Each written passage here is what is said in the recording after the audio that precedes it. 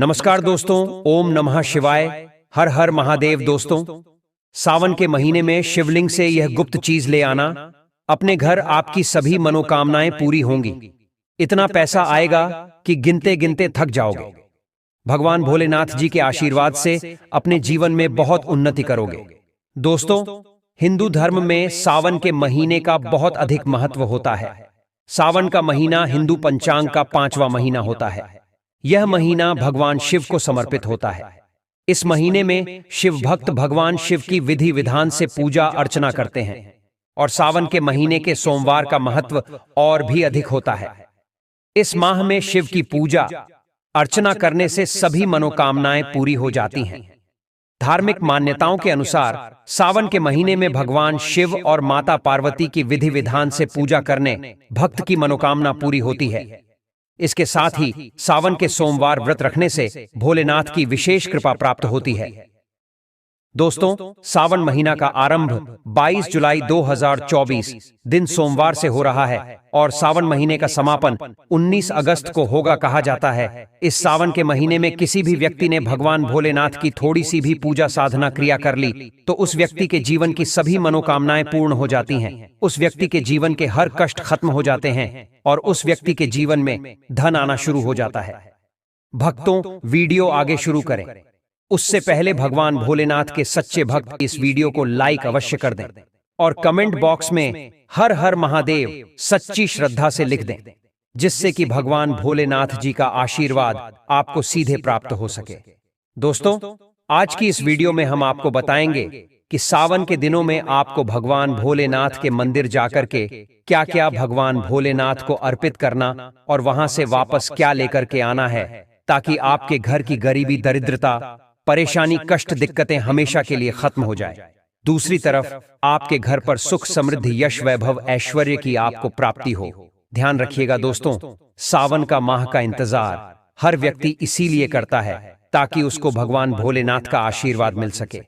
कहा गया है कि देवों के देव भगवान भोलेनाथ अगर किसी भी व्यक्ति को आशीर्वाद दे दें तो उस व्यक्ति का साक्षात काल भी आकर कुछ नहीं बिगाड़ पाता है। इसीलिए आज की इस वीडियो में हम आपको बताएंगे कि कैसे आप सावन के दिन, जो बहुत ही पावन दिन है, इस दिन भगवान भोलेनाथ को प्रसन्न कर सकते हैं। कैसे आपको भगवान भोलेनाथ का आशीर्वाद प्राप्त हो सकता है और कैसे सावन के दिनों में शिवलिंग की आपको पूजा करनी है, वह भी खास उपाय करते हुए कैसे आपको शिवलिंग पर क्या क्या चढ़ाना है और क्या क्या वहां से लेकर अपने घर पर वापस लेकर आना है, ताकि आपके घर पर अन्न और धन का भंडार कभी भी कम न हो।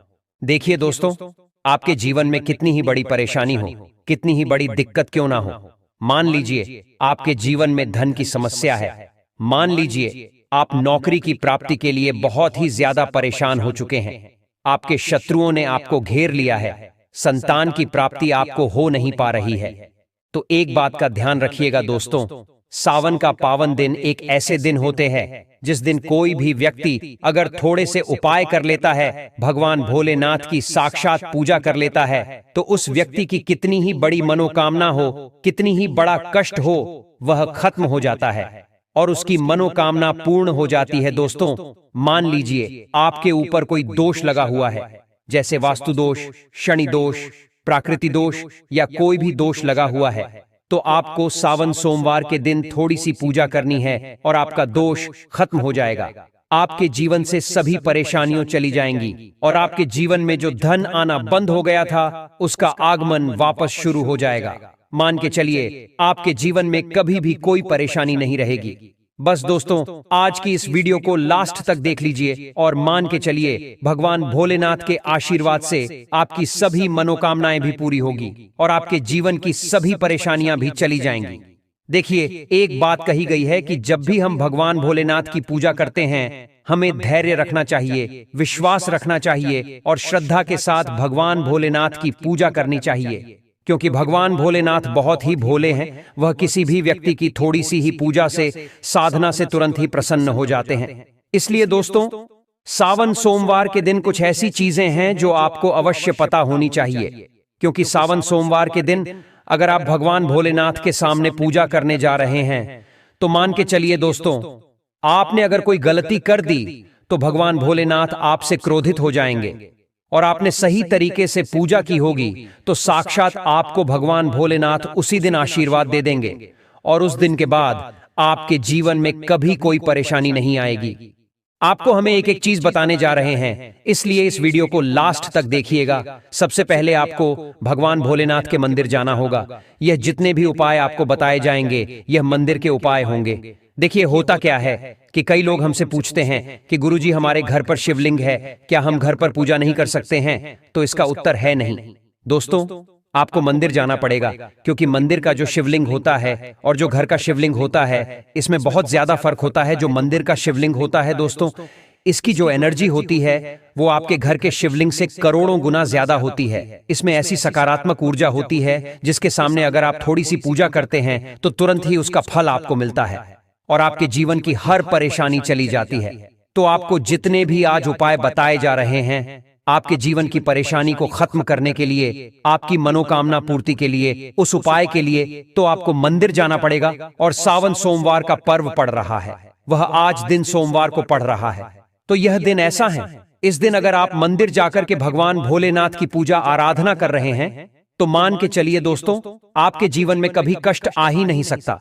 पूरे साल आपके घर पर अन्न धन का भंडार बना रहेगा।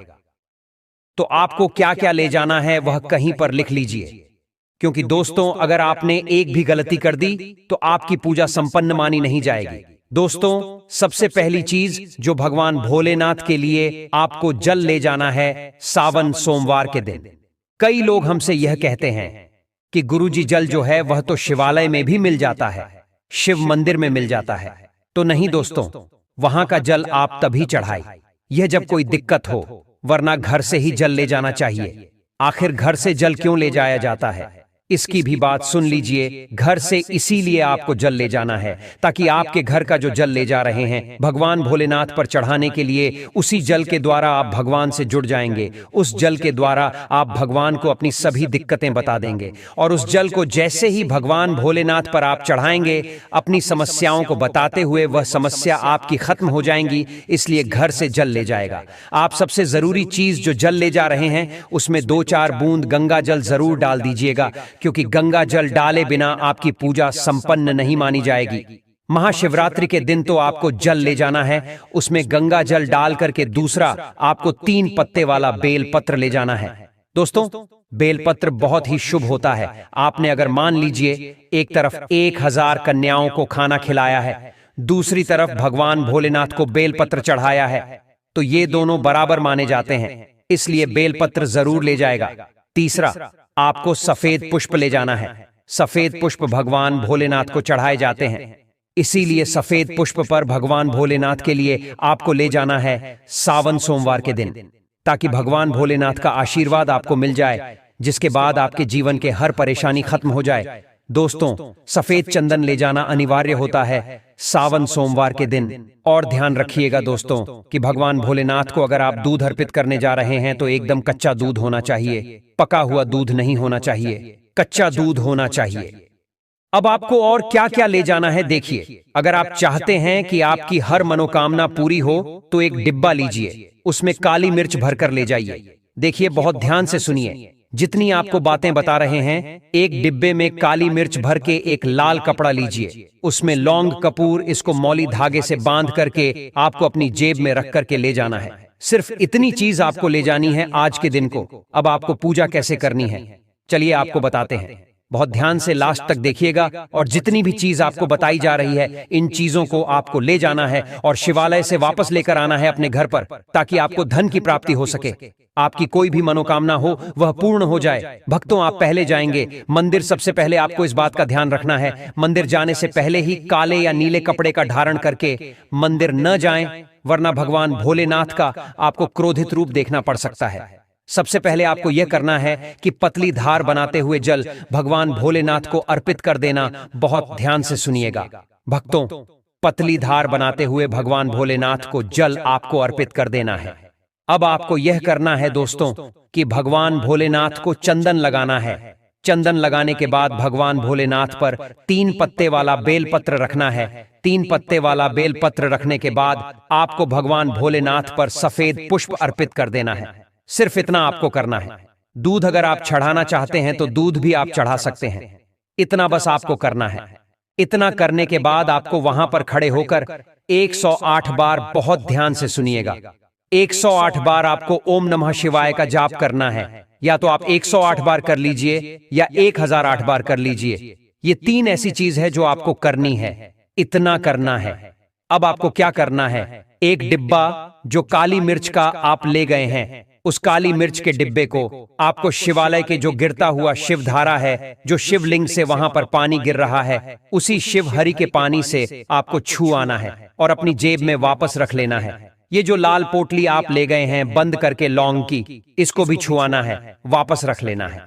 अब आपको क्या करना है, जिस लोटे में पानी ले गए थे या जिस लोटे में भी आप दूध ले गए थे, उसमें आपको क्या करना है, आपको जो भगवान भोलेनाथ का पानी वहां पर गिर रहा है, भक्तों ध्यान रखिएगा, शिवलिंग की जो पानी नीचे गिर रहा है, उसी पानी का थोड़ा सा पानी अपने लोटे में ले लेना है।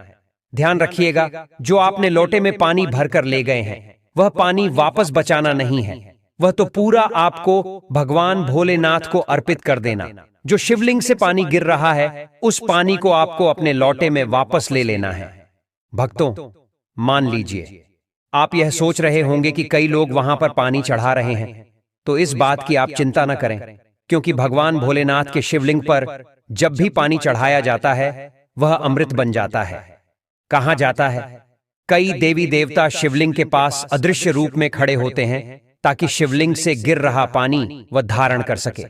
इतना पवित्र होता है शिवलिंग से गिरता हुआ पानी। तो शिवलिंग से गिरता हुआ पानी को आपको अपने लोटे में ले लेना, सिर्फ थोड़ी सी बूंदे ले लेनी है। अब आपको क्या करना है, आपको घर वापस आना है जो आपने लोटे में पानी लिया है। भक्तों, इसको घर पर आते ही घर के लोग जो हैं, आपके उनके ऊपर थोड़ा थोड़ा पानी छिड़क देना है। घर के हर कोने में पानी छिड़क देना है। घर के मुख्य द्वार पर पानी छिड़क दें। न सिर्फ इतना आपको करना है, इतना आपने कर दिया। अब मान लीजिए पूरे साल आपके घर पर नकारात्मक शक्तियां नहीं आ पाएंगी। आपके घर पर कोई काला जादू, काली विद्या करवाने की कोशिश करेगा तो वो आपके घर पर नहीं कर पाएंगे। इससे आपके घर से नकारात्मक शक्तियां चली जाएंगी और सकारात्मक ऊर्जा आ जाएगी। ये जो अब काली मिर्च का भगवान भोलेनाथ जी के शिवलिंग से छुआ कर लाए हैं, इसको पूजा घर में रखे। ये जो काली मिर्च का डब्बा है आपके पास, इसे कभी भी आप किसी शुभ कार्य के लिए निकले, जैसे मान लीजिए आप बिजनेस मीटिंग के लिए जा रहे हैं, नौकरी की प्राप्ति के लिए जा रहे हैं, काली मिर्च घर के मुख्य द्वार से पहले रख के उसको कुचलते हुए निकालिए।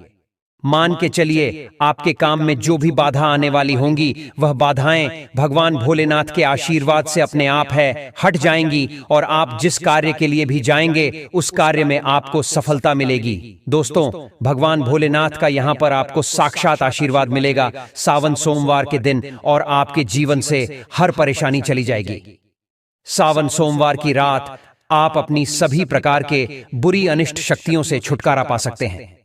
जो लोग भोलेनाथ माता पार्वती की पूजा करना चाहते हैं, वो इस दिन अपने घर पर पारद का शिवलिंग रख लीजिए। अभिमंत्रित होना चाहिए। जो भी शिवलिंग आप रखें अच्छे से उनको मंत्रों द्वारा भी अभिमंत्रित करके रखें। स्फटिक हो, नर्मदेश्वर शिवलिंग हो, कोई भी रखिए, अच्छे से उनको भोलेनाथ को अपने घर पर ही पूजन कीजिए। एक लोटा जल चढ़ाकर, क्योंकि मंदिरों में बहुत भीड़ भाड़ होती है और सावन सोमवार पर यही भीड़ का नजारा बहुत ही खूबसूरत लगता है। कोने कोने में शिव भक्त है। अगर आप मंदिर में नहीं जा सके या ठीक से जल नहीं चढ़ा पाए तो घर में ही शांति से आप पूजन करें। गन्ने का रस हुआ, पंचामृत हुआ, इससे आप इस दिन भोलेनाथ का अभिषेक कीजिए। दूध, दही, घी, शहद, शक्कर, पंचामृत बनाकर के अभिषेक कीजिए। दोस्तों, फिर भोलेनाथ का श्रृंगार कीजिए। चंदन चढ़ाई, अक्षत चढ़ाई, जनेऊ अर्पित कीजिए। थोड़ा सा चंदन का इत्र, क्योंकि चंदन का इत्र विशेष रूप से शिव शंभू को बहुत प्रिय है, तो वह आप अर्पित कीजिए। उनके पसंदीदा पुष्प चढ़ाए आंकड़े की माला से उनका श्रृंगार कीजिए। दोस्तों, कनेर के सफेद पुष्प चढ़ाए, कमल हुए, गुलाब हुए, बेल हुए, यह फूल उनको बहुत प्रिय है, यह अर्पित करें और 5 बेलपत्र अवश्य चढ़ाएं। आप इस दिन चाहें तो या जो आपके पास बेलपत्र है उसी पर आप श्री श्री लिख करके या ओम नमः शिवाय या राम राम लिख करके अर्पित कीजिए। जो चिकना भाग होता है उस पर लिखिए और यह सीधा शिवलिंग पर अर्पित हो। इस प्रकार से आपको बेलपत्र चढ़ाने चाहिए। दोस्तों, आप विशेषकर इस बात का ध्यान रखें कि कटे फटे बेलपत्र न हो। जो व्यक्ति अधूरी चीज भगवान को अर्पित करता है तो उसे भी कटे फटे पत्तों की तरह ही कटा फटा फल ही प्राप्त होता है। इसीलिए कभी भी अपूर्ण सामग्री अर्पित ना करें। दोस्तों, कहते हैं कि जब भोलेनाथ ने गले में विष धारण किया था तो आदि शक्ति मां के कहने पर देवताओं ने भगवान शिव के सिर पर भांग, धतूरा, बेलपत्र आदि रखा और निरंतर जल अभिषेक किया था, जिसकी वजह से उनके मस्तिष्क का ताप कम हुआ था। और उस समय से ही भोलेनाथ को भांग धतूरा चढ़ाया जाता है। और यह बात भोलेनाथ के भक्तों में बहुत कम लोगों को ही पता है कि इसी कारण शिवलिंग पर भांग धतूरा चढ़ाया जाता है। दोस्तों, अगर आपके घर में शिवलिंग है तो आज के दिन आप चाहे तो शिव जी का त्रिशूल हुआ, डमरू हुआ, ये भी आप उनको अर्पित कर सकते हैं। शिव के डमरू की दमदम की ध्वनि मंगल गुरु से संबंधित होती है, क्योंकि चंद्रमा उनके मस्तक पर विराजमान होकर अपनी क्रांति से अनंत आकाश में जटाधारी महामृत्युंजय को प्रसन्न करता है। और बुध आदि ग्रह है, इसमें संभव से सहायक होते हैं। तो यह आज के दिन डमरू अर्पित करें। भोले बाबा का डमरू आप धारण भी कर सकते हैं। अभिमंत्रित करके आप अपने शरीर पर छोटा सा चांदी का डमरू धारण करें।